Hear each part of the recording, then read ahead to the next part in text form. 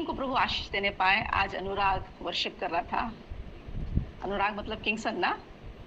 Yes yes yes सही बोल रही हूँ मैं? यस यस उसको हम लोग किंगसन ही बोलते हैं।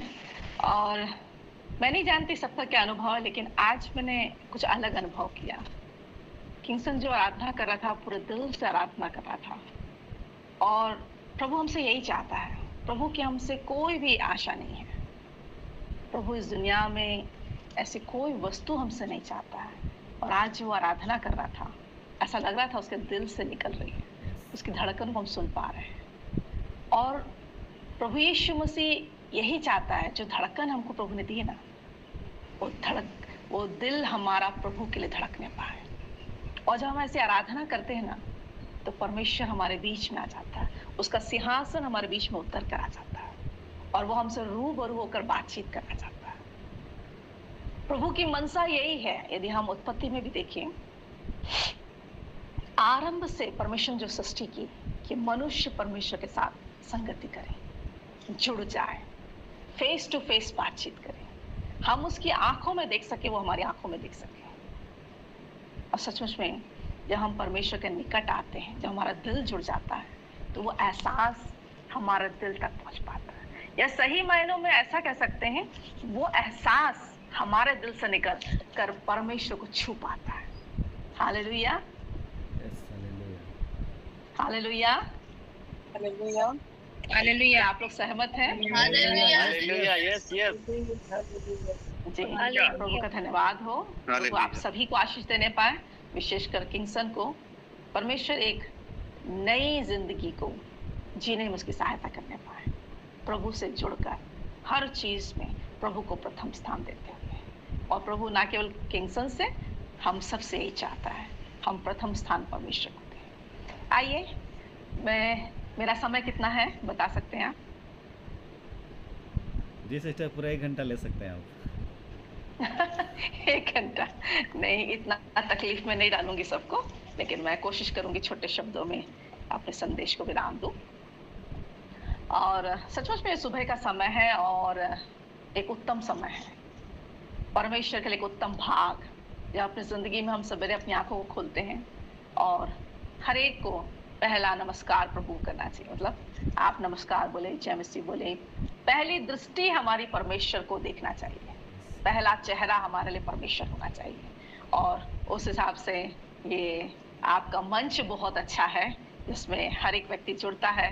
हर घर प्रार्थना का घर, हर एक व्यक्ति का घर, उसका हृदय प्रार्थना का घर बनना चाहिए। और आज हम यहाँ पर आए हैं तो परमेश्वर के वचन को मनन करेंगे। और मेरे साथ खोलेंगे यशायाह नबी की पुस्तक 40 अध्याय का 31वां आयत। मोस्टली अक्सर लोग इस वचन को जानते हैं, बहुत से संदेशों को आपने सुना होगा। और बहुत बार, क्योंकि परमेश्वर का वचन हमेशा नया होता है, कभी पुराना नहीं होता है। एक ही वचन को आप हर दिन पढ़िए, परमेश्वर आपको हर दिन नया रेवलेशन देगा, नया प्रकाशन देगा, नए रूप में बातचीत करेगा। जो आप चाहते हैं, जिस प्रकार आप पुकार रहे हैं, परमेश्वर किसी न किसी प्रकार से अलग तरीके से आपको परोसेगा। या इस प्रकार कह सकते हैं, जब हम भोजन खाते हैं, घर में पकवान बनाते हैं, एक ही चीज के कई पकवान बनाए जा सकते हैं, लेकिन वो सबके बस की बात नहीं है। और वो पकवान खाना और खाने के बाद निकल जाना, उसका बहुत बड़ा अर्थ नहीं है। लेकिन जब हम परमेश्वर के वचन को खाते हैं, वो हमारी आत्मा को बनाता है, वो हमारे जीवन को बनाता है, फिर से नया करता है। तो मैं यहाँ पर आपके लिए वचन को पढ़ देती हूँ। यहाँ पे लिखा है 40 अध्याय की, यशायाह 40 अध्याय के 31वें आयत में, परंतु जो यहोवा की बाट जोहते हैं, वे नया बल प्राप्त करते जाएंगे। वे उकाबों के समान उड़ेंगे, वे दौड़ेंगे और श्रमित ना होंगे, चलेंगे थकित ना होंगे। ये वचन अपने आप में ही बहुत प्रभावशाली है। ये वचन अपने आप में ही, परमेश्वर का हर एक वचन प्रभावशाली है। परमेश्वर हमसे बातचीत करता है। लेकिन जब इस वचन को पढ़ते हैं, परमेश्वर का वचन कहता है, जो यहोवा की बाट जोहते हैं। बाट जोना, उसका इंतजार करना, उस पर आशा लगाए रहना, उसकी राह तकना, उसके लिए ठहरे रहना। और बहुत सी बातों को आप अपने हिसाब से कह सकते हैं, अपनी भाषा में कह सकते हैं, आपके दिल से निकलने वाली कोई आवाज के द्वारा आप कह सकते हैं। लेकिन ये इस बात को बताता है कि आपको आशा लगा के रखना है। और कहता है वे नया बल प्राप्त करते जाएंगे।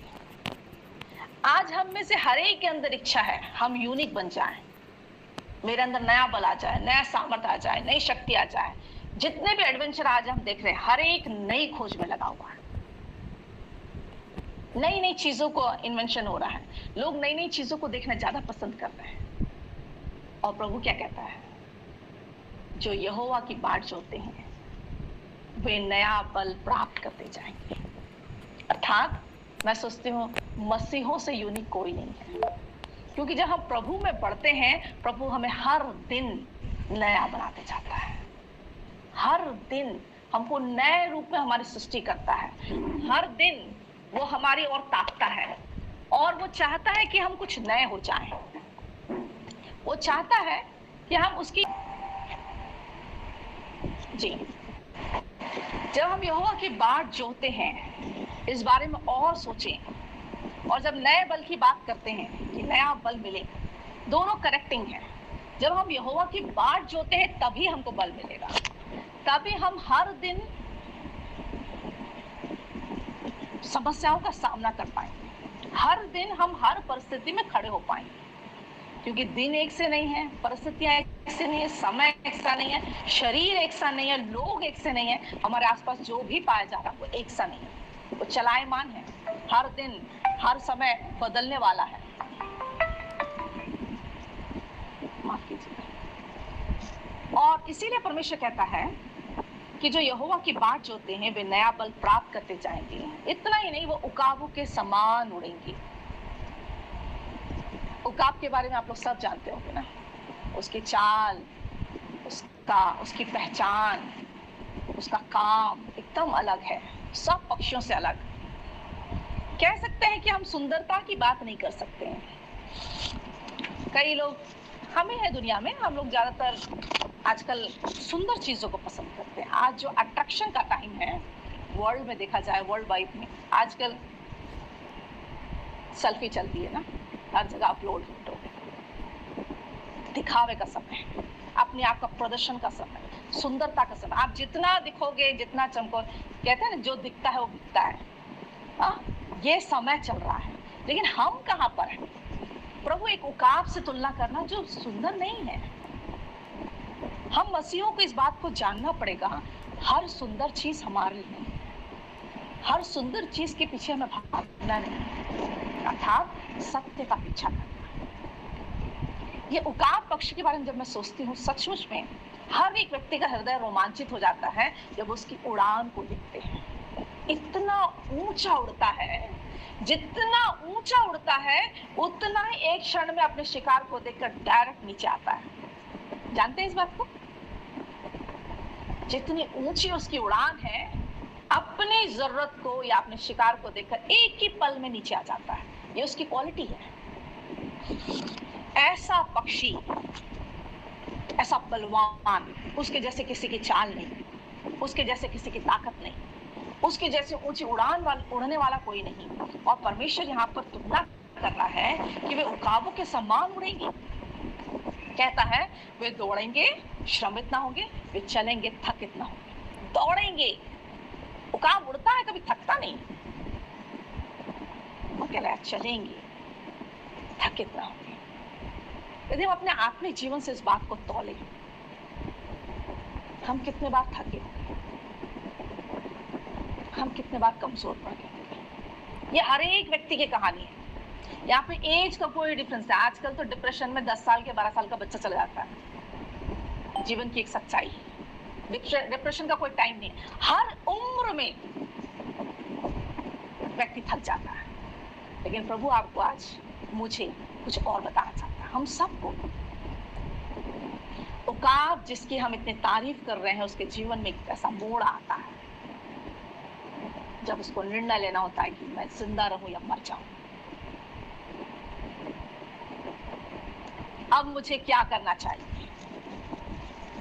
मैं उकाब की तस्वीर को आपके पास लाने का प्रयास करती हूँ। उकाब एक लंबी आयु को जीता मनुष्य के समान।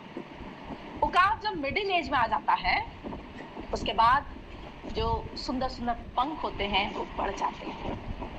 उसकी जो चोंच छोटी सी कठोर चोंच होती है वो भी बढ़ जाती है, नाखून भी बढ़ जाते हैं। इतनी ऊंची उड़ान उड़ने वाला उकाब धीरे धीरे थकने लगता है, वजन बढ़ जाता है, उतने बोझ को लेकर वो उड़ नहीं सकता है। एक उकाब की जिंदगी उसकी उड़ान है, और जब वो थक जाता है, जब वो उड़ नहीं सकता है, एक तरीके से डिप्रेशन में चला जाता है, कह सकते हैं निराशा में चला जाता है। अब वो सोचता है अब मेरा क्या होगा। वो एक निर्णय का समय होता है, मैं जीऊं या मरूं। उसका जीवन उसकी उड़ान है, अब वो उड़ नहीं सकता, शरीर भारी हो गया है, शायद उसकी धीरे धीरे उड़ान कम होते जा रही है। उसको समझ में नहीं आ रहा है, इतना ऊंचा उड़ता था, कुछ कम कुछ कम कुछ कम कुछ कम होते होते कम होते जा रहा है, एहसास नहीं हुआ। एक समय आया जब उसको लगा कि अब मैं कुछ नहीं कर पा रहा। अब उसको लगा मैं किसके लिए जीऊं, मैं क्यों जीऊं, मैं क्यों यहाँ पर, मुझे क्या करना है। आज संसार में लोग ऐसे ही करते हैं, आज मैं मर जाना चाहता हूँ, मेरे पास कोई रास्ता नहीं, मैंने ये किया वो किया वो किया। तमाम परिवार को याद करते हैं, तमाम रिश्तेदारों को याद करते हैं, या बहुत सारी बातें हैं। आजकल कॉलेज में बहुत सारी फ्रेंडशिप है, सब चीज को याद करते हैं। अब बोलता है मेरे बोलती है मेरे पास कुछ नहीं है, मैं मर जाना चाहता हूँ। लेकिन उकाब को ध्यान से देखिएगा, उसके पास सोचने का समय है, या तो वो मर जाए या जिए। निर्णय उसको खुद को लेना। उसके पास कोई काउंसलिंग वाला नहीं है, उसके पास कोई मेंटर नहीं है, उसके पास कोई कोच भी नहीं है। उसको खुद को निर्णय लेना है, क्या मुझे जीना है या मैं मर जाऊं। और वो जब ऐसी अवस्था में आ जाता है, उड़ नहीं सकता, अपने आप को एक गुफा में कैद कर लेता, कहीं ऐसी अंधेरे वाली जगहों में अपने आप को कैद कर लेता है, गुफा में, छेद में, गड्ढे में, पहाड़ों के, जहां भी कह सकते, छिप जाता है। और वो एक तरीके से मेडिटेशन करता है, मुझे क्या करना, निर्णय लेने की घड़ी में एक तरफ खाई है, एक तरफ कुआं है, मुझे करना क्या है। लेकिन उसको कहीं ना कहीं उसे अपनी उड़ान याद आती है, और वो अपने उन दिनों को स्मरण करता है। यही समय होता है सही निर्णय लेने का, जब हम अपने आप को दुनिया से अकेला समझते हैं, अलग कर देते हैं, एक कोठरी में बंद हो जाते हैं, हमारी सारी दुनिया एक कुआं बन जाती है। मेरे लिए कोई नहीं है, मैं किसी को नहीं जानता, किसी को नहीं समझता, कोई मुझे नहीं समझता, कोई मुझसे प्यार नहीं करता, सब मुझसे लेते हैं, मुझे कोई देता नहीं है। तमाम प्रकार की नेगेटिविटी आ जाती है माइंड में। संसार पुकारता अलग, शैतान पुकारता अलग, रिश्तेदार पुकारते अलग, सब पुकारते हैं। उस पुकार में यीशु की आवाज हल्की पड़ जाती है, एहसास होना बंद हो जाता है, क्योंकि हम रिस्पॉन्ड देना बंद कर देते हैं। वो घड़ी बहुत महत्वपूर्ण है। प्रभु कहता है मैं तुमसे प्यार करता हूँ, मैंने तुम्हारे लिए जान।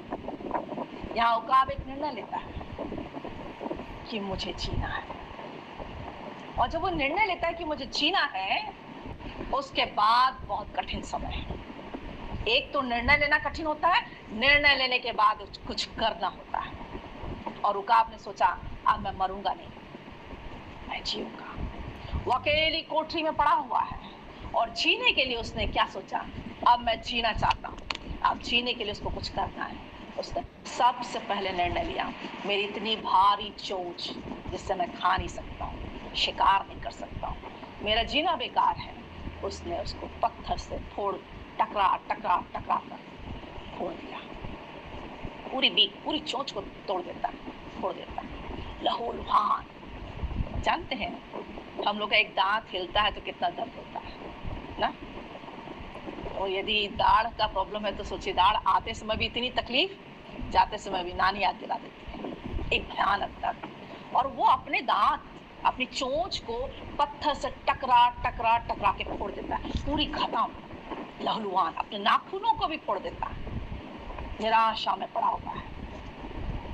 लेकिन निर्णय लिया जीना है, और जीने के लिए उसने दर्द पेन को गेन करना शुरू किया, अपने आप को तोड़ना शुरू किया।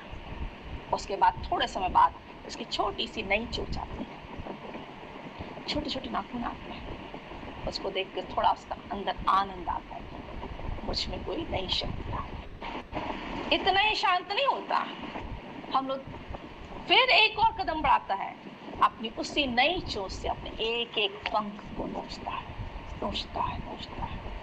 एक पंख, छोटा पंख भी नहीं छोड़ता, पूरा शरीर खाली कर देता है। हर पंख नोच जाने के बाद खून निकलता है और फिर शांत हो जाता है। एक समय के बाद उसके छोटे छोटे पंख आ जाते हैं और उस पंख को जब देखता है वो खुश हो जाता है, फहराना शुरू करता है और फिर कुछ समय बाद फिर से वही ऊंची उड़ान उड़ता है और दूसरे शब्दों में वो प्रभु का धन्यवाद देता है। हालेलुया। पक्षी भी परमेश्वर का धन्यवाद देते हैं क्योंकि वो उसकी सृष्टि है। ठीक उसी प्रकार हमें याद करना है, हम भी परमेश्वर की सृष्टि है और परमेश्वर ने पशुओं से, पक्षी से, सारी सृष्टि से ज्यादा हमसे प्रेम किया है। अपने आप से कहिए, अपने दिल पे हाथ रखकर, प्रभु ने मुझसे प्रेम किया, सारी दुनिया से ज्यादा प्रभु ने मुझसे प्रेम किया है, ऐसा कहिए। Yes, he loves you। आप भले उससे दूर हैं, still is waiting for you। वो इंतजार कर रहा है आपको। उसका प्यार घट नहीं गया, कम नहीं हुआ, वो और बढ़ते जा रहा है, बढ़ते जा रहा है। प्रभु ये चाहता है कि हम एक निर्णय लें और उसके पास वापस आ जाए। निर्णय लेने में प्रभु आपकी संग खड़ा हो सकता है, लेकिन वो आपके लिए निर्णय कभी नहीं लेगा। निर्णय आप ही को लेना है। ओकाब को भी निर्णय लेना था, चाहे मैं मर जाऊं या मैं जिंदा रहूं। आज आप जिस जगह पर खड़े हैं, यदि निराशा में खड़े हैं, डिप्रेशन में खड़े हैं, कहीं भी खड़े हैं, आज दुनिया कुछ भी बोलती हो, हर चीज का इलाज होता है, लेकिन माफ कीजिए,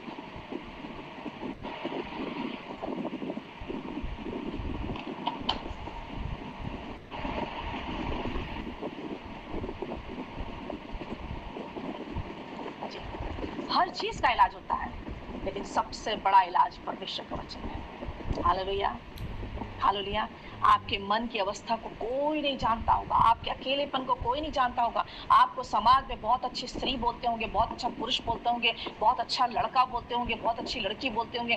कितना ज्यादा मतलब एक्साइटेड रहता है, वो आता है तो हमारे अंदर एक पॉजिटिविटी क्रिएट हो जाती है। बहुत प्रकार की बातें लोग बोलते होंगे आपके लिए, लेकिन आपके मन के अंदर क्या है कोई नहीं जानता है। लेकिन वचन कहता है वो आपके भीतरी मन को जानने वाला परमेश्वर आपका इंतजार कर रहा है। निर्णय आपको लेना है और यही परमेश्वर का वचन आपको फिर से उड़ने में मदद कर सकता है। शैतान हमारे अंदर डिप्रेशन को लेकर आता है, निराशा को लेकर आता, अवसाद को लेकर आता, दूरी को लेकर आता और दिखाता है कि सब कुछ बेकार है। लेकिन प्रभु यीशु मसीह बताता है, मैंने तुम्हारे लिए अपनी जान को दे दिया है, मैं तुम्हारा इंतजार करूंगा बेटी, मैंने तुम्हारे लिए अपने आप को दे दिया है। वो कहता है मैं तुम्हारा इंतजार कर रहा हूँ एक नई उड़ान के लिए। मैंने इस दुनिया में आपको रखा इसीलिए है कि आप एक नई उड़ान उड़ सके, वो उड़ान जो मैंने तुम्हारे लिए डिसाइड की है। अभी तक हम किस उम्र में है, उम्र के किस पड़ाव में है मुझे नहीं पता, हर एक व्यक्ति का अपना पड़ाव है, लेकिन प्रभु आज ये बताना चाह रहा है जहां पर है वहां पर आप खड़े हो जाइए। सोचिए आपने प्रभु के लिए क्या किया, अपने जीवन के लिए आपने क्या किया। हर एक व्यक्ति, चाहे आप सोशल वर्ल्ड में हो, चाहे आप कहीं पर भी क्यों ना हो, जॉब में हो, सेकुलर में हो, मिनिस्ट्री में हो, आप प्राइवेट जॉब कर रहे हो, बिजनेस कर रहे हो, हर एक के लिए परमेश्वर की योजना है और वो ये पूछना चाहता है कि तुम कहां पर हो, किस जगह पर हो, क्या तुम मेरी योजना को पूरा कर रहे हो जिसके लिए मैंने आपको उस आसमान से अर्थात माता के गर्भ में आपको कंसीव होने में मदद किया और उससे आपको दुनिया में लाने में सहायता करी, उसकी मैंने सहायता करके आपको पाल पोस के बड़ा कर सके। और आज जहां पर खड़े हो प्रभु आपसे सवाल कर रहा है, क्या तुमने मेरी इच्छा को पूरा किया। प्रभु ये नहीं कह रहा है कि आप अपनी जगह को छोड़कर आ जाइए, अपनी नौकरी को छोड़कर आ जाइए, अपने स्थान को छोड़कर आ जाइए। लेकिन सवाल तो ये है कि क्या तुमने मेरे लिए कुछ किया? वो आज भी यहाँ पर खड़ा हुआ है। निर्णय आपको लेना है, ये निर्णय लेने की घड़ी है। वो काब यदि वहां पर जीने का निर्णय नहीं लेता तो दोबारा ओढ़ नहीं सकता था। उसने निर्णय लिया। आपको भी आज सोचना है, आप यदि नौकरी कर रहे हैं तो क्या मैंने अपने क्षेत्र में प्रभु के नाम को ऊंचा किया? आप यदि मिनिस्ट्री में हैं तो क्या आप उस लक्ष्य को प्राप्त कर पा रहे हैं जिसके लिए परमेश्वर ने आपको रखा है? आप यदि घर में काम करती हैं या घर में व्यवसाय करती हैं या हाउसवाइफ नहीं कह सकते हैं, क्योंकि वो भी काम करती है। कोई भी फ्री नहीं है, हर एक व्यक्ति काम करता है। लेकिन स्थान पर खड़े हो, जिस उम्र में खड़े हो, जिस स्टेज पे खड़े हो, आपको लगता है कि आपने प्रभु की इच्छा को पूरा किया है? किया है तो बहुत बड़ी बात है, लेकिन मुझे आज भी लगता है कि मैं प्रभु के उस लक्ष्य को पूरा नहीं कर पाई जो वो मुझसे चाहता है। इसका मतलब हमें खड़े होकर सोचना है, निर्णय लेना है। और जब हम निर्णय लेते हैं, प्रभु कहता है मैं तुम्हारे साथ हूं, मैं तुम्हारे संग रहूंगा। वो कहता है तुम्हारी आशा मुझ पर ही रहने पाए, मुझ पर बनी रहने पाए, क्योंकि मैं हमेशा तुम्हारे साथ रहूंगा, हमेशा तुम्हारी सहायता करूंगा। और प्रभु हमसे चाहता है कि हम उसके लिए कुछ काम करें, हम उसके राज्य की बढ़ोतरी के लिए, लोगों के अंदर जो नेगेटिविटी फैली हुई है उसको दूर करने के लिए, लोग जो डिप्रेशन में हैं उसको बताने के लिए कोई आपका इंतजार कर रहा है, कोई आपकी सहायता कर सकता है, उसके लिए प्रभु हमारा इंतजार कर रहा है। जब हम प्रभु पर आशा लगाए रहते हैं, प्रभु चाहता है हम पूरी तरीके से उस पर विश्वास कर लें कि हाँ प्रभु, मैं अपने क्षेत्र में जहां पर खड़ा हूं, मैं तेरी इच्छा को पूरा करना चाहता हूं और चाहती हूं। यदि आप ऐसा निर्णय लेते हैं तो प्रभु भी आपकी सहायता करेगा और प्रभु भी आपकी मदद करेगा, लेकिन तकलीफ आपको उठाना पड़ेगा। जब अपनी जो दोस्ती परमेश्वर का अनुग्रह में नहीं है, जो परमेश्वर में बढ़ने में मदद नहीं करती है या रोकती है, उनको जब छोड़ेंगे आपको दर्द होगा, आपको पीड़ा, इतनी भी पीड़ा हो सकती है कि शायद आप लहूलुहान हो जाएं, आपका खून बहने लगे। ऐसे रिलेशन जो आपको प्रभु से दूर ले जाते हैं, उनसे अलग होने, ऐसे काम जो आपको परमेश्वर के दर्शन को पूरा करने से रोकते हैं, उनसे अलग होने में, ऐसे आपके जीवन की आदतें जो आपको परमेश्वर के उस लक्ष्य को पूरा करने में रोकती हैं, उनसे दूर होने में आपको तकलीफ हो सकती है। लेकिन परमेश्वर आपको ये बताना चाहता है, यदि आपको उकाब के समान उड़ना है तो उस दर्द को सहना होगा। उकाब की सुंदरता उसकी चाल में और मसीही की सुंदरता भी उसकी चाल में। यदि हमारे चाल सही, हमारा उठना बैठना सही है, तो परमेश्वर कहता है मैं तुम्हारी उस सेवा को मैं पसंद करता हूँ। प्रभु चाहता है कि हम दिखाई दें, हम अपने आप को गर्व से कहते हैं पांचवी पत्री हैं। क्या हम सचमुच में पांचवी पत्री हैं? क्या मेरे जीवन से कोई उद्धार प्राप्त कर रहा है? आपके जीवन से कोई प्रभु के पास आ रहा है? कोई ये पूछने के लिए मजबूर है कि आप कैसे प्रार्थना कर लेते हैं, कैसे आप इतना धीरज धर लेते हैं, कैसे आप अपने दुख को छोड़कर दूसरों के दुख में शामिल हो जाते हैं, कैसे आप दूसरों को इतना भेंट दे पाते हैं, इतना दान दे पाते हैं, इतना आप खर्च कर पाते हैं। खर्च का मतलब सिर्फ पैसा ही नहीं होता, स्टोवरशिप है। यदि आपके पास पैसा है तो आपको प्रभु के राज्य के लिए खर्च करना ही है। हम ये नहीं कह सकते ये मेरी नौकरी का पैसा है। आज आपको दुनिया वर्ल्ड में इतने लोग मिलेंगे जो अपनी सैलरी का सिर्फ 10% रखते हैं और बाकी 90% वो सेवकाई के लिए देते हैं। सेवकाई इन द सेंस अपने आसपास देते, जो भी हो, सेवक लोग को देते हैं, मिनिस्ट्री के लिए देते हैं, अपना अपना दर्शन है। कहने का मतलब है अपना समय भी। आपके जीवन का 90% यदि आप अपने लिए खर्च कर रहे हैं तो आप कहीं ना कहीं गलती कर रहे हैं। आपको अपने आप को परमेश्वर के लिए खर्च करना है। इससे अच्छा उकाब से अच्छा क्या उदाहरण होगा? यहाँ पर जहां पर वो खड़ा हो गया, एक निर्णय लिया, उसने मर जाने की तह पर आकर एक जीवन जीने का निर्णय लिया। उसने अपने पंख नोच दिए, एक भी। इसका मतलब उसका पूरा शरीर लहूलुहान था। लेकिन यहाँ पर एक चीज कहा जाता है, उसके वो साइंस की बातों में नहीं जाती हूँ, जाना नहीं चाहती हूँ, लेकिन कुछ लिक्विड निकलता है बॉडी से।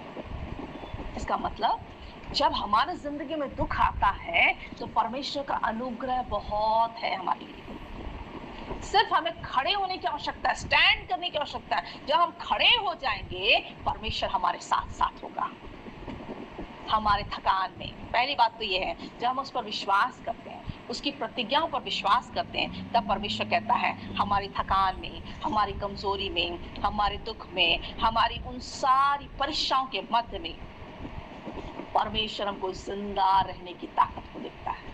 Hallelujah, hallelujah. समाज के सामने कभी भी परमेश्वर को कमजोर नहीं होने देगा। कोई विश्वास करता है इस बात पर? Hallelujah, hallelujah, Yes. हालेलुया। प्रभु में कभी शर्मिंदा नहीं होने देगा। विश्वास कीजिए। हालेलुया, आप किसी भी परिस्थिति में क्यों ना हो, किसी भी गड्ढे में क्यों ना हो, किसी भी आप ऐसे दलदल में क्यों ना फंसे हो, आप कितने भी बदतर जिंदगी क्यों ना जी रहे हो, लेकिन यदि आप एक बार अपने आप को उठाने की कोशिश करेंगे, हाँ मैं प्रभु यीशु मसीह पर विश्वास करता हूँ, वो आपको थकने नहीं देगा, कमजोर होने नहीं देगा, आपको परीक्षा में पड़े रहने नहीं देगा, आपको यूं ही नाम धराई के साथ मरने नहीं देगा। ये उसका वायदा है। वो फिर से आपको उठाएगा। वचन कहता है धर्मी जन यदि 7 बार भी गिरेगा तो परमेश्वर उसको उठाकर खड़ा करेगा। हालेलुया। कभी भी अपने जीवन को नुकसान पहुंचाने की कोशिश न करें।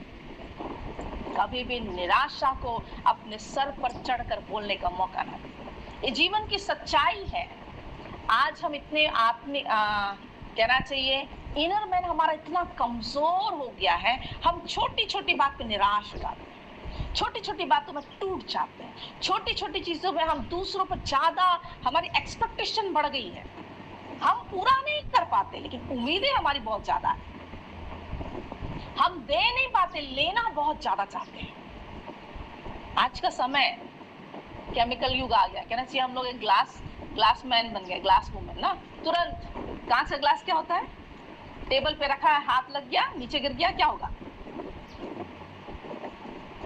कुछ नहीं होगा, फूट जाएगा। और आज हम लोग बहुत जल्दी फूटने लगे हैं, टूटने लगे हैं, बिखरने लगे हैं, हमारे अंदर पेशेंस कम हो गया है।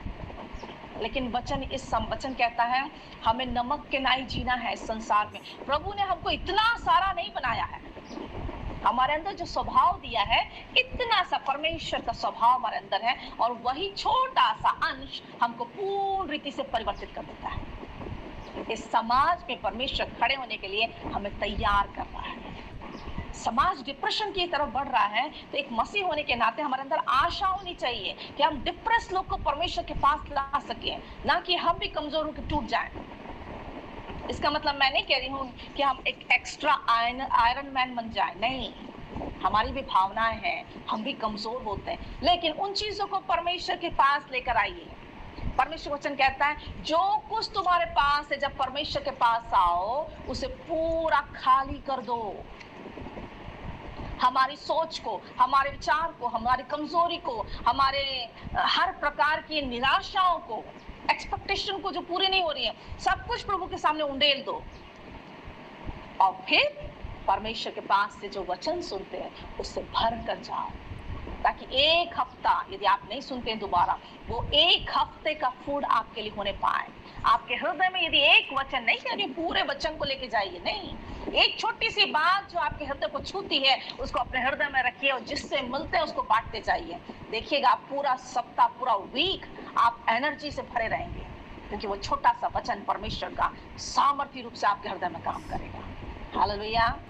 परमेश्वर का वचन सामर्थ्य है, वो कल, आज और युगानुयुग एक सा परमेश्वर है। वो हमें 2 धारी तलवार की नाई काटता है। जब हम उसके वचन को अपने हृदय में रखते हैं, वो हमें तैयार करता है, प्लस हमारे द्वारा दूसरों को तैयार करता है। दूसरी बात, जब हम परमेश्वर पर पूरा विश्वास करते हैं, जब हम आत्मिक दौड़ में थक जाते हैं, और जब परमेश्वर हमारी प्रार्थनाओं को नहीं सुनता है, तो हम शायद निराश हो जाते हैं, मूर्छित हो जाते हैं।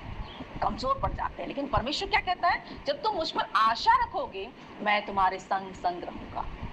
उसका संग संग रहना हमें डिप्रेशन से बचाता है, उसका संग संग रहना हमें निराशा से बचाता है, उसका संग संग रहना हमें दूसरे लोगों से अलग करता है। हालेलुया। आज लोग फेलियर का सामना नहीं कर सकते हैं। एक बच्चा, एक जवान एग्जाम में फेल हो जाता है, फेस नहीं कर सकता दुनिया को, मर जाने की कोशिश करता है। मेरा दोस्त क्या कहेगा, मेरा पड़ोसी क्या कहेगा, मेरे माता पिता क्या कहेंगे, समाज क्या कहेगा, उसका ईगो हर्ट हो जाता है, वो फेल हो गया। लेकिन असफलता जीवन की कुंजी है, वो हमको बढ़ने के लिए इंकरेज करती है, लेकिन शैतान हमको उसी कुंजी को इस्तेमाल करके हमें नीचे गिराने की कोशिश करता है। जो असफल नहीं हुआ वो सफल नहीं हो सकता प्रियो। वो एक थॉट में जीता है, मैं सफल हो रहा हूँ, सफल हो रहा हूँ। जीवन की सच्चाई वो नहीं है। असफल व्यक्ति ही सफल होता है। एक बच्चा पैदा होने के बाद कुछ महीने जब चलना सीखता है, कई बार गिरता है, लेकिन फिर उठकर खड़ा होता है, और एक समय आता है कि वो घुटने चलता है, फिर दौड़ने लगता है। यही विश्वास का जीवन है। और परमेश्वर का आत्मा ये कहता है कि जब तुम थक जाते हो आत्मिक दौड़ में, सांसारिक दौड़ में, आपकी जरूरतों को परमेश्वर से प्रार्थना करते करते, प्रभु कहता है मैं नियमित तरीके से हर दिन तुम्हें चलने योग्य बनाता हूँ। कब? जब हम अपनी आशा उस पर लगाए रखें। हालेलुया। हमारी आवश्यकता है कि अपनी आशा को हम परमेश्वर पर लगाए रहें। और तीसरी बात कहता है आकाश में उड़ने के लिए तैयार करता है। जब हम आशा लगाए रहते हैं प्रभु यीशु मसीह पर, सबका समय आता है।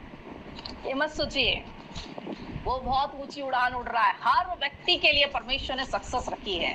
आप चाहे जमीन से जुड़े हो, चाहे आप गरीब हो, चाहे आप धनवान हो, चाहे आप हेल्दी हो, चाहे वेल्दी हो, चाहे बीमार हो, कमजोर हो, सबके लिए परमेश्वर ने सक्सेस रखी है और सबके लिए ऊंची उड़ान रखी है। और जब हम प्रभु में बने रहते हैं, प्रभु हमें उस मुकाम तक पहुंचने में सहायता करता है। Hallelujah, hallelujah. प्रभु हमारा इंतजार करता है, प्रभु हमारा इंतजार करता है। तीन बातें जब हम अपने आप में एक निर्णय लेकर सामने आते हैं, जिस प्रकार हमने उकाब को देखा, चोट तो लगेगी, दर्द तो सहना पड़ेगा। सफल बनना है, ऊंचा उड़ना है, ऊंचा उठना है, प्रभु के लिए कुछ करना है, तो चोट तो खानी पड़ेगी। यीशु मसीह ने हमारे लिए खून बहाया, 39 कोड़े खाए, उसके सर पर कांटों का मुकुट रखा गया, हाथों में कीले ठोकी गई, पैरों में कीले ठोकी गई, उसके पंजर में भाला घोंपा गया। हमारे लिए उसने दर्द को, वेदना को सह लिया। अब हमें वो नहीं सहना है, लेकिन सच का सामना करना। सच ये है कि कभी हमको गिरना भी पड़ेगा, कभी हमको कमजोर भी बनना पड़ेगा, लेकिन परमेश्वर क्या कह रहा है? आशा मत छोड़ो, उसकी बाट जोहते रहो। यदि तुम्हें बलवंत होना है तो उसकी बाट जोहते रहो, और जब आप बाट जोहोगे तो कहता है तुम नया बल प्राप्त करोगे। हालेलुया, नया बल। और ये नया बल परमेश्वर एक दिन के लिए नहीं कह रहा, हर दिन के लिए कह रहा। आप यदि 80 साल जिएंगे तो परमेश्वर आपको 80 साल के लिए प्रॉमिस कर रहा है। यदि आप 90 साल जिएंगे, 90 साल के लिए प्रॉमिस कर रहा है। कोई 100 साल, लोगों को आश्चर्य लग रहा होगा कि 100 साल तो कोई जीता नहीं है। सही बात है ना? सहमत है? नहीं सहमत है? 100 साल भी जीता है। नहीं सहमत है? ठीक है, सहमत है। कुछ सहमत है, कुछ नहीं सहमत है, लेकिन विश्वास के साथ आप क्लेम कीजिए, प्रभु मैं लंबी आयु जीना चाहता हूँ। लालच नहीं, क्लेम कीजिए कि तेरे राज्य के लिए कार्य करने के लिए। लोग 100 साल जिए, क्या फर्क पड़ता है? 100-150 साल जिए, क्या फर्क पड़ता है? कोई बड़ी बात नहीं, जीना बड़ी बात नहीं है। प्रभु से बोले, प्रभु मुझे ऐसा बना कि मैं 100 साल तेरी बाट जोता रहूं और हर दिन नया बल प्राप्त करूं, कि मैं तेरे लिए उड़ सकूं।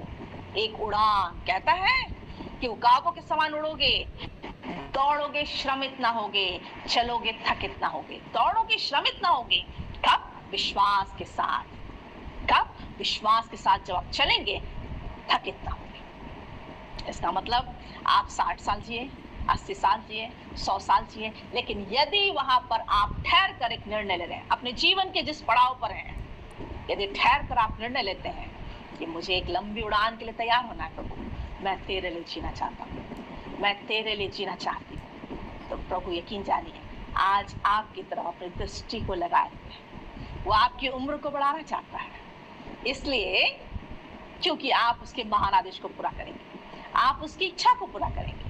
आप इसलिए उड़ना चाहते हैं कि लोग आपकी उड़ान को देखकर प्रभु यीशु मसीह को देख सके, इसलिए कि आपके जीवन को देखकर लोग आपसे सवाल कर सके, आप डिप्रेशन में क्यों नहीं हैं, आप बीमारी में हैं लेकिन आप निराशा में क्यों नहीं हैं। आप अपनी गवाही को दे सके।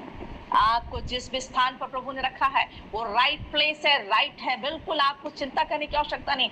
यदि आप बिछौने पे बीमार हैं तो कमजोर मत पड़ जाइए, ये बीमारी परमेश्वर की महिमा के लिए। Hallelujah, hallelujah. लाजर जब मर गया, यीशु ने कहा उसका मृत्यु परमेश्वर की महिमा की है। यदि हम क्लेम कर सके मेरे जीवन की कमी, मेरे जीवन की कमजोरी परमेश्वर की महिमा के लिए, शैतान भाग जाएगा। यदि आप क्लेम करें मेरी गरीबी परमेश्वर की महिमा के लिए, परमेश्वर आपकी महिमा को बढ़ा देगा। यदि आपके जीवन में जो डिप्रेशन है उसको उठाकर प्रभु से बोले ये परमेश्वर की महिमा के लिए है, और शैतान आपसे डर जाएगा। हालेलुया।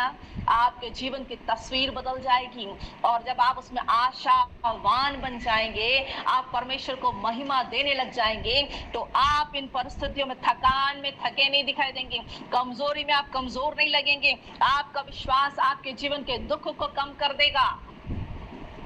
दुख, इंसान बोलता है मेरे जैसा दुख किसके पास है। सबसे बड़ी बात है आजकल लोगों के पास सुनने के कान बहुत कम हो गए।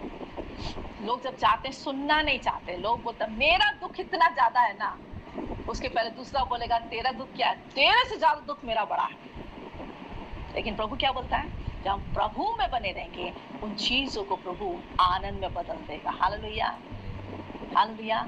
वो हमारे अंदर उन भावनाओं को, उन सच्चाइयों को प्रकट करेगा। दुख में भी आनंदित रहना है। वो उकाब जब अपने पंखों को छील रहा था, वो उकाब जो अपनी चोंच को तोड़ रहा था, वो उकाब जो अपने नाखूनों को फोड़ रहा था, वो पीड़ा से भरा हुआ था। उसके अंदर इतना दर्द हो रहा था कि शायद जिंदगी में कभी नहीं हुआ होगा। वो ये सोच रहा था शायद मरना तो आसान था, एक बार मैं कूदता मर जाता, एक बार अपने आप को पानी में डुबाता खत्म हो जाता।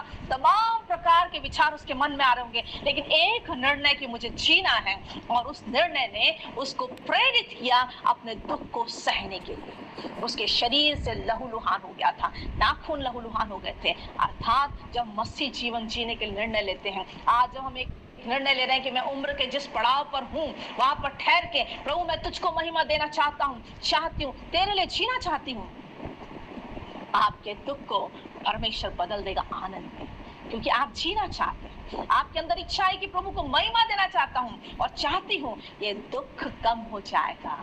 परमेश्वर सहने की शक्ति को देगा। अर्थात जिस प्रकार क्रूस पर यीशु ने उस मृत्यु को सह लिया, पिता परमेश्वर तेरी इच्छा पूरी हो जाए।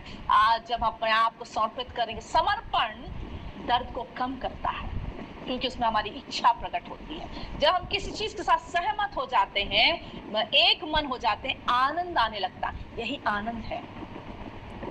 परमेश्वर हमको आनंद देना चाहता है। परमेश्वर चाहता है कि हम आनंदित रहें, कितने भी साल जिए। एक सवाल मैं आपके लिए छोड़ना चाहती हूँ, क्या आपने निर्णय लिया?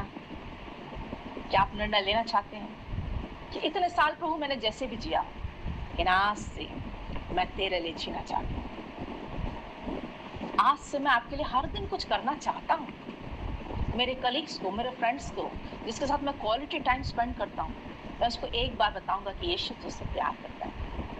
मैं उसे एक बार कहूँगा जो डिप्रेशन में है कि ये डिप्रेशन तेरा नहीं है, ये डिप्रेशन तो यीशु को दे दे, तेरे जीवन बदल जाएगा। ऐसे निराश लोगों के पास मैं जाऊंगा, बीमार लोगों के पास जाऊंगा जो कहता है मेरे पास कोई आशा नहीं है, मेरे पास कोई आशा नहीं है, मैं कब मरूंगा। वो बिस्तर पे पड़े हुए सिर्फ इंतजार कर रहा है कि मैं कब मरूंगा। उससे बोलिए भाई बहन, बिस्तर पे पड़े पड़े तू धन्यवाद दे कि तू आज जिंदा है, और जब तक तू जिंदा रहेगा प्रभु को धन्यवाद दे। शैतान हार जाएगा प्रियो, और हम वो उड़ान उड़ पाएंगे बहुत गंभीरता के साथ, उस दर्द से होकर गुजरना पड़ेगा। बहुत आसानी से सक्सेस नहीं मिलती, बहुत आसानी से आप अनंत जीवन को नहीं ले सकते। पहली बात तो ये है कि परमेश्वर ने हमें चुना है, नियुक्त किया है, उसने ठहराया है।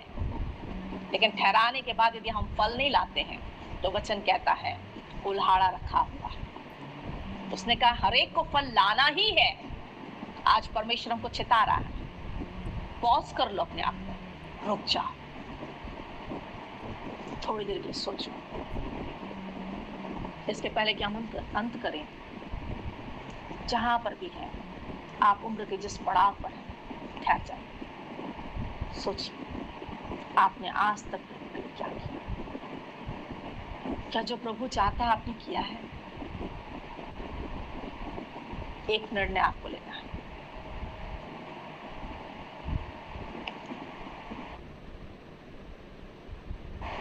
वो निर्णय है प्रभु की इच्छा के अनुसार, प्रभु तेरी इच्छा पूरी हो जाए। कितने लोग आज ये निर्णय लेना चाहते हैं कि मैं प्रभु के लिए एक फिर से नया कदम लूंगा और इस जीवन के उड़ाव अपने पड़ाव में प्रथम स्थान प्रभु को दूंगा या दूंगा। आपको परमेश्वर ने एक मिशनरी बना के रखा है।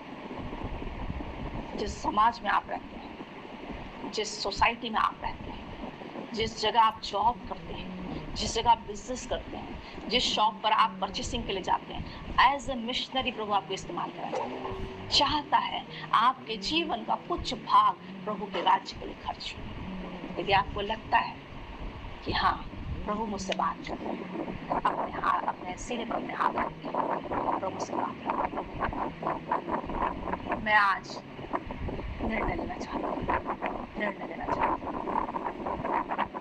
मैं तेरे लिए छोड़ सकता हूँ। जिस प्रकार का आपने निर्णय लिया, बंद कोठरी में चला गया, कोठरी इन द सेंस पहाड़ में छिप गया, अपने आप को छिपा लिया। वो एकांत का स्थान, वो मर सकता था एकांत में, लेकिन उसने निर्णय लिया, तब वो एकांत में गया। एकांत में बैठ के निर्णय लेकर उसने अपने जीवन को कदम बढ़ाया। आज आपके पास अवसर है कि आप परमेश्वर के पास ठहरे, प्रभु से बोले तू मेरी सहायता कीजिए कि मैं तेरे लिए कुछ कर सकूं। आसान नहीं होगा। जैसे आप निर्णय लेंगे, शैतान बहुत सारी चिंताओं को लेकर आएगा, लेकिन परमेश्वर कहता है मैं तुम्हारे साथ हूँ। जिस प्रकार भजन 16 में लिखा है, वो कहता है मैंने यहोवा को निरंतर अपने सन्मुख रखा है। जब परमेश्वर हमारे सन्मुख रहता है, कहता है इसीलिए वह मेरे दाहिने हाथ रहता है और मैं कभी ना डगमगाऊंगा। आप कभी डगमगाएंगे नहीं। निर्णय लेने का अवसर प्रभु देते हैं और यीशु मसीह कहता है जब तुम निर्णय ले लेते हो तो मैं तुम्हारी अगुवाई करूँगा, मैं तुम्हारे संग रहूँगा। आइए अपनी आंखों को बंद करें प्रभु के सामने, प्रभु से बोले प्रभु तू मेरी सहायता कर। जब मैंने एक निर्णय लिया है, संसार की चिंताओं से, अवसादों से, परेशानियों से, उन तमाम चीज़ों से जो प्रभु मुझे तुझसे दूर ले जाती है, उन्हें वहीं छोड़कर प्रभु लेकर तेरे चरणों में डालने में तू सहायता कर और फिर एक नया कदम उठाने में कि मेरे जीवन से तेरी मनसा पूरी हो जाए, तेरी मनसा पूरी हो जाए। जिस प्रकार हमने तेरे वचन को पढ़ा, जो यहोवा का कि परमेश्वर हम नया बल प्राप्त करते जाएं प्रभु जी, जो यहोवा की बात जोड़ते हैं वे नया बल प्राप्त करते जाएंगे। आज प्रभु हम में से हर एक नया बल प्राप्त करने पाए और प्रभु जो दौड़, जो उड़ान आपने हर एक के लिए रखी है, हर एक व्यक्ति उस उड़ान के लिए तैयार करने पाए, ताकि परमेश्वर जब लोग उन्हें देखें, जब आप स्वर्ग से देखें तो कहने पाए वाह मेरी बेटी तूने कमाल कर दिया, वाह मेरे बेटे तूने मेरे मन को खुश कर दिया, वाह मेरी बच्ची तूने मेरे मन की इच्छा को पूरा कर दिया। हे मेरे विश्वास योग्य दास, तूने अपनी इच्छा को पीछे रखकर मेरी इच्छा को पूरा किया। और वचन कहता है परमेश्वर में स्वर्ग राज में ग्रहण करने के लिए तैयार है, लेकिन वो सबके लिए अलग अलग रिवार्ड लेकर तैयार है। और सबसे अच्छा रिवार्ड है धन्य है हे विश्वास योग्य दास। प्रभु से हम प्रार्थना करें प्रभु कि यीशु हमारा कैसा वेलकम करेगा, आपको खुद अपने वेलकम के लिए चुनना है, वैसे ही प्रभु आपका वेलकम करेगा। थैंक यू मास्टर, सामर्थ्य पिता, हम तेरे क्रूस के पास आते प्रभु जी। वचन तेरा, कार्य तेरा, हम भी तेरे हैं। एक एक हृदय से तू बातचीत कर प्रभु जी। अपने आप को तोड़कर एक बार फिर नए सिरे से तैयार कर सके। हमारा जीवन तुझको प्रसन्न करने वाला हो जाए। रुकावटों को यीशु नासरी के नाम से दूर कर देते हैं। अंधकार की हर एक शक्तियों को बांध कर तो लोग पर डाल देते हैं। जो प्रचार प्रभु जी बातों में भ्रम में डालते हैं प्रभु, उसे यीशु नासरी के नाम से बांध कर तो लोग पर डाल देते हैं। तेरी सुरक्षा को मांग लेते हैं। इनके जीवनों में तेरा सामर्थ काम करने पाए। एक वचन भी जिनके हृदय में गया है वो बहुतायत से फलवंत होने पाए, एक वृक्ष की नाई तैयार होने पाए और तेरे लिए फल लाने वाला जाए। तू सहायता कर प्रभु। हम धन्यवाद देते हैं। तूने प्रार्थना सुनी, धन्यवाद। तेरे बेटे यीशु मसीह के नाम से मांग, आमीन।